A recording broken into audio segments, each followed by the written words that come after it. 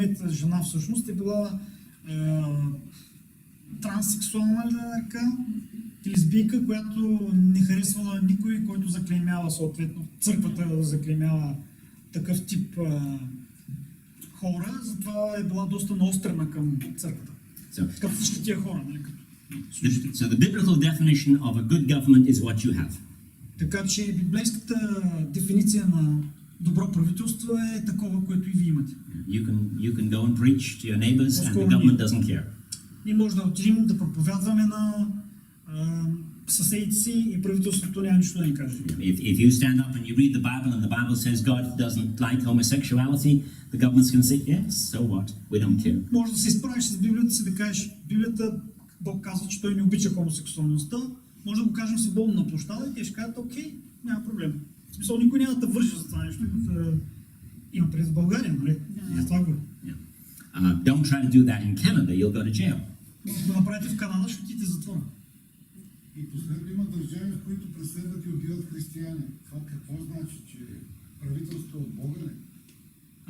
And lastly, there are countries that they persecute and kill Christians. Is that means that the government is from God? Yes, it's because God gives you the government that you deserve. Бог си дава правителство, което заслужаваш. Томове теология отива в момента в Бокулка. България се проповядва точно обратното на всичко. Yeah, they preach just the opposite in Bulgaria, so it's change our theology. You look in the book, in Paul's letter to the Romans. Погледнем посланието на Павел към римляните. And he very specifically says all government is from God and all authority is from God. Той много точно казва и заявява, че всички власти са от Бога и всички управни authority or both. Both authority and government. Всички управници и всички правителства са от Бога.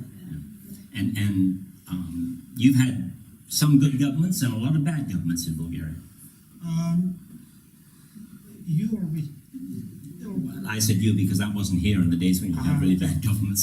Вие в България сте имали доста лоши и някои добри управници през годините назад. And some countries have never had a good government. Има държави, които никой не са имали добри правителства. I don't think Russia has ever had a government that you would call a good government. Не мога да кажа, че Русия някога е имала добро правителство и управници. Добри управници. It reflects the church in that nation. Това отразява състоянието на църквата в тази нация. And sometimes Britain's had a good government and sometimes they've had a bad government. Понякога в Англия има добри правителства, понякога правителства не са добри. The government, God gives you the government that you deserve, but God looks at the church to make that decision. Когато Бог поставя някакво правителство, някакво управление на дадена нация, той първо гледа на състоянието на църквата. God expects sinners to sin. God expects? He expects that sinners will sin. Бог очаква, че грешниците ще се грешават. And God does not get upset when sinners sin. Бог не се разстройва, когато грешниците се грешават. But when the people of God are not righteous, но когато хората на Бог не са праведни, then God gets angry. Тогава той се разгневява. And then he will give you a government that will punish you. Тогава ще ви даде правителство, което ще ви накаже. So, be thankful that you've got a government that just doesn't care about you. Благодаря сме, че имаме правителство, което не се интересува от нас. It gives you the freedom to preach the gospel. Дава ви свобода да проповядате Евангелието.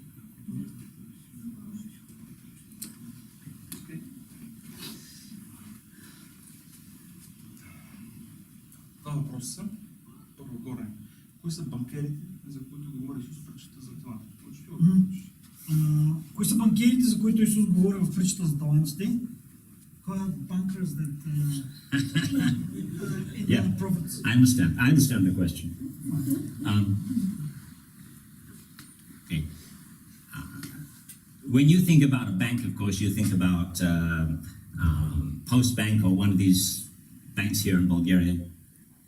I can't even remember the names of them. Desica or something like that. Когато четете думата банкери или банка, като се замислите за това нещо и си представите прямо Пощенска банка или Десика или нашите банки в България. But in biblical times, that wasn't what a bank was like. Но в библейски времена нямаше такива банки. Нямало. You gave money to somebody and they invested that money. Ти даваш пари на някой и той някой инвестира въпросните пари. And that's how they made that's how the bank made its income, was by investing your money. И той е начинът, по който банкера Използва парите и ти дава. използва парите и ти дава. И ти възвръща някакъв процент. So the concept in these two parables Идеята на тия притчи, две притчи, is that you should invest your money in ministries. е, че ти трябва да инвестираш твоите пари в служения. And there are some good ministries to invest in, and there's some ones you shouldn't invest in. Има добри служения, в които можеш да инвестираш, има и лоши служения, в които можеш да инвестираш.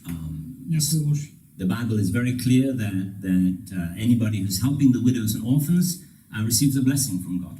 Библията ясно казва, че тези, които помагат на вдовици и сирачета, са благословени от Бог. So you could put your money into a ministry that's helping widows and orphans. Може да сложиш, да инвестираш парите си в служение, което помага на вдовици и сирачета. And you would get part of the blessing that organization gets. Получаваш част от благословението, което дадената организация също получава. And there are some very good organizations working here, Bulgarian organizations working in Bulgaria. Има някои много добри такива организации, които работят в България.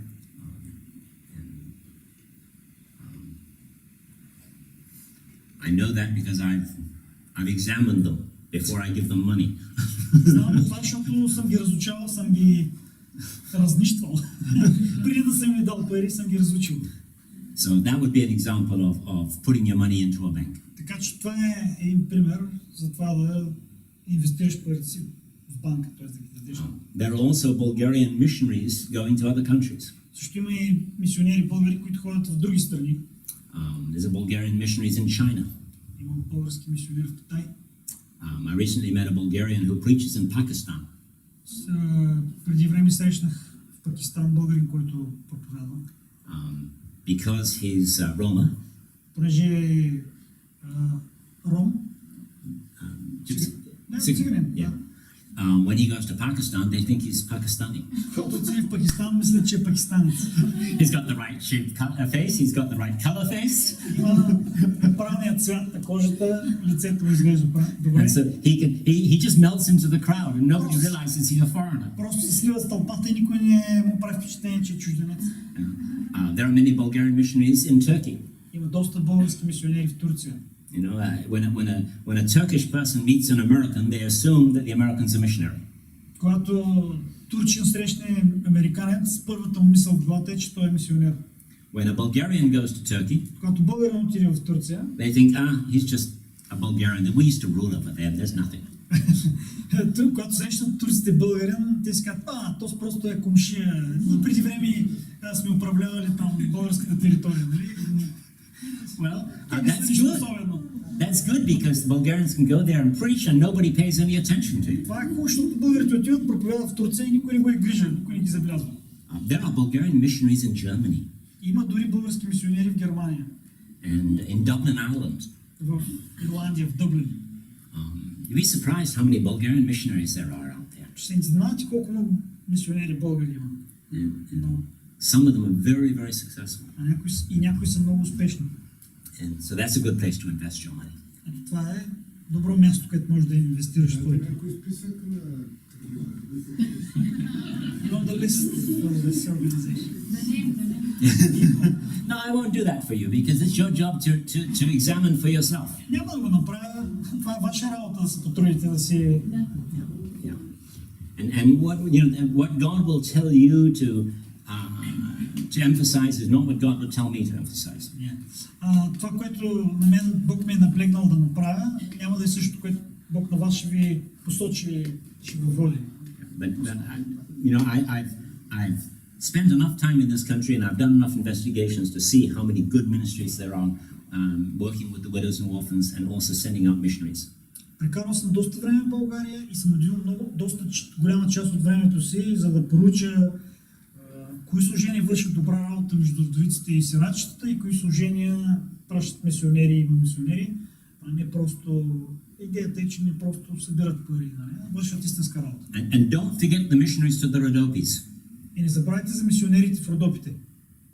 That's an area of Bulgaria where Christianity really needs to be preached properly. Това е място, където Родопи е място, където наистина християнството трябва да се има нужда да бъде проповядвано правилно.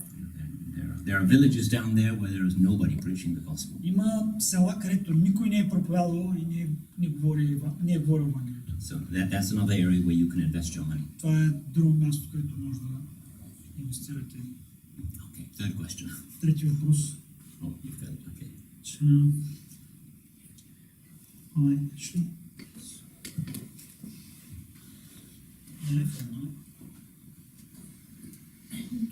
Как се отказва от бизнеса, който е имал и е дошъл в България? That's a personal one. How you quit your business and how you decided to quit your business and come to Bulgaria? I didn't. Quit or... I didn't intend to quit my business, and I didn't intend to come to Bulgaria. Нито съм възнамерял да се откажа от бизнеса, нито съм възнамерял да идвам в България. I was teaching part-time in Romania. Получавах на... как се казва? Почасово в Румъния. And I was going to go to visit Turkey. И трябваше да посетя Турция. And there was something in between Romania and Обаче по пътя Turkey. между Румъния и Турция има нещо друго. And България. Картата. I arrived here back in the days when there were no English maps of Bulgaria. Пристигнах в България по времето, когато на английски нямаше никакви карти на България. And so I had a German communist map, and I don't speak German. Имах единствено немска карта от комунистическо време, аз не говорех немски. And I remember that when I crossed at Vidin, И се спомням, че когато пресяках Видин, I had to find a next city called Mihailovgrad. трябваше да намеря къде е следващия град, Михайловград, Монтана. Yeah, except there wasn't Mihailovgrad. It didn't exist. На картата, защото от комунистическо време е Михайловград, а пък те го прекръстиха на Монтана. И реално такъв град не съществуваше. Въпрос. And some of you remember back in those days, all the aluminium signs in this country had been stolen because people were selling it to get money for bread.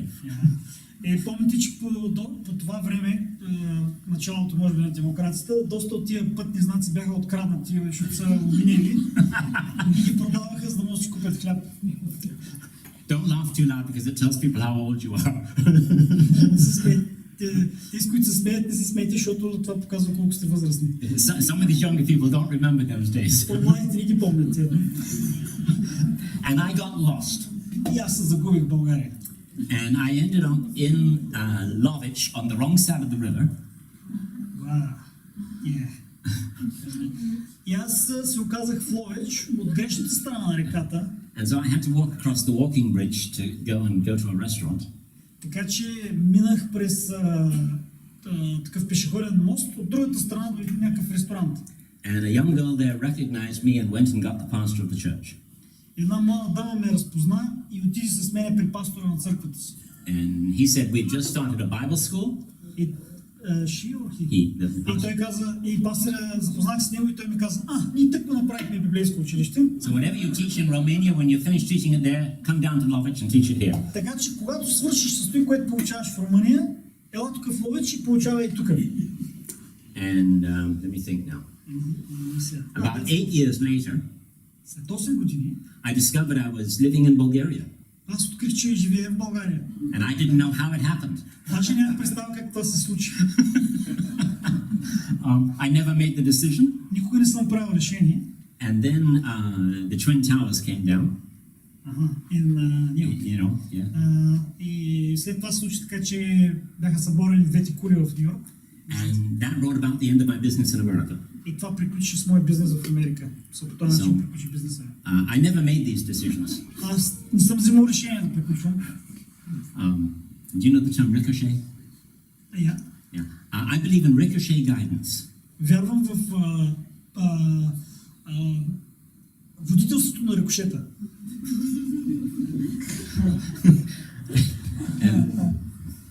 So that's how I ended up here.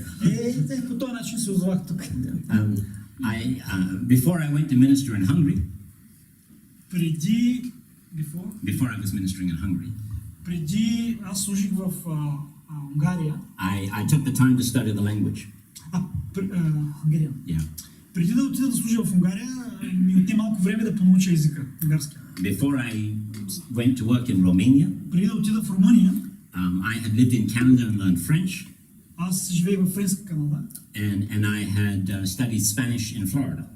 и учих Флорида, Yeah. Канада. Okay. Yeah, I've lived all over. Преди да отида в Румъния, бях в Френска Канада и учих испански в Флорида. And Romanian, so I understood Romanian, no problem. И разбирах и румънски, няма проблем. But I never planned to come here, so I never studied the language. В България никой не съм планирал да идвам и затова никой не съм учил български. And God has a sense of humor. Обаче Бог има чувство за хумор. And Romania was great for me. Румъния беше прекрасна за мен. My wife's family is from Romania. Семейството на жена ми е от Румъния. So I have relatives there. Имам роднини там. And it's an easy language. И румънски е лесен. And God said, yeah, I know, but guess what? И Бог си казва, да, знам, обаче познай всяко. Okay, next question.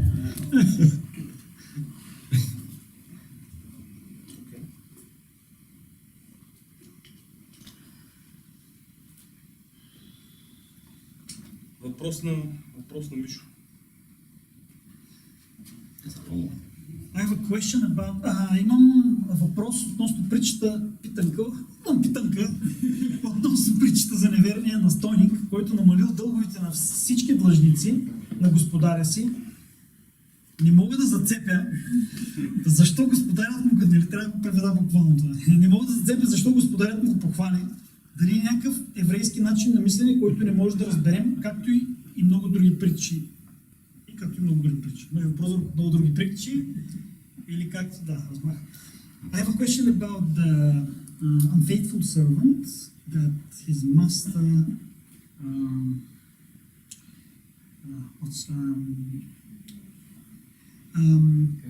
his master wanted to fire him and he reduced the debt. I know. Yeah, okay, I know the story.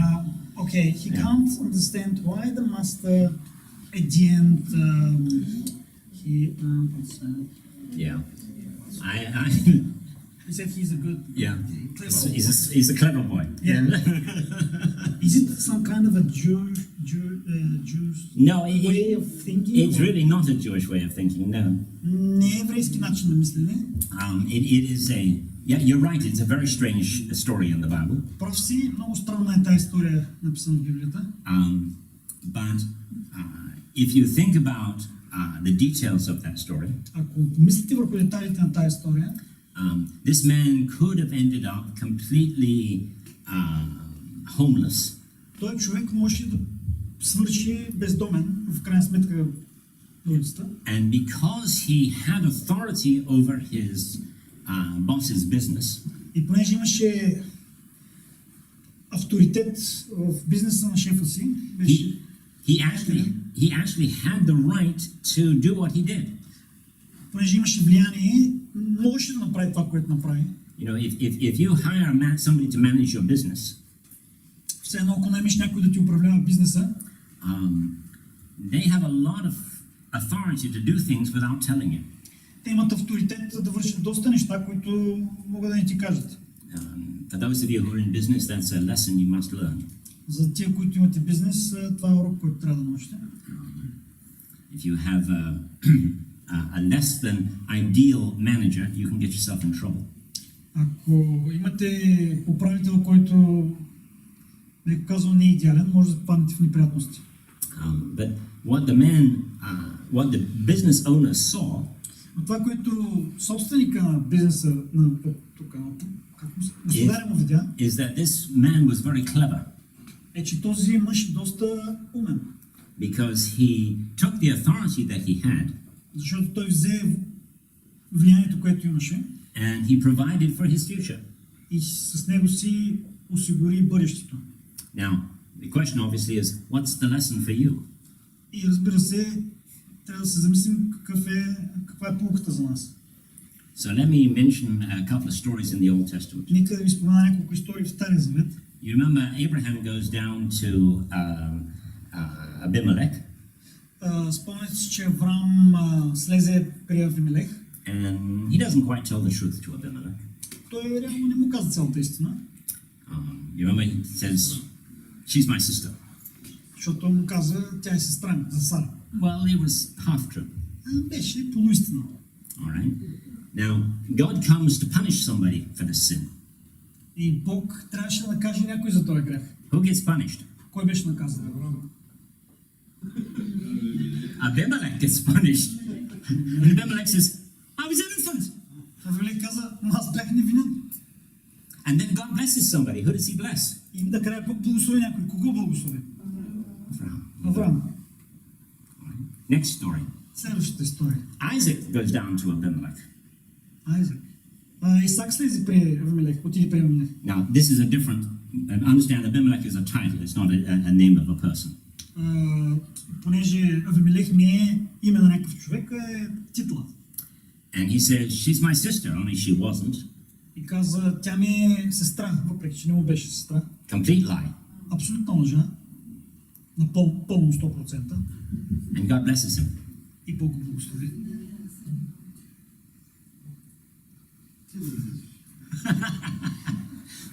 You know, God is very interesting. Много интересно.